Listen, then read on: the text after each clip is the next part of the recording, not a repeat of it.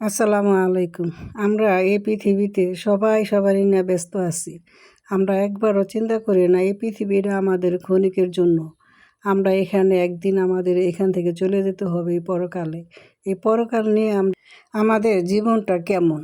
এত সুন্দর পৃথিবীতে আল্লাহ পাক আমাদেরকে পাঠাইছে।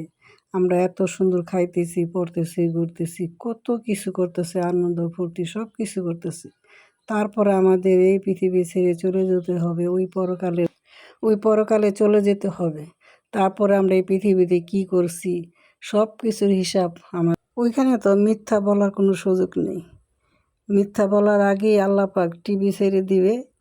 টিভিতে দেখো তোমরা কি করেছো, আমাদেরটা দেখে আমাদের হিসাব দিতে হবে।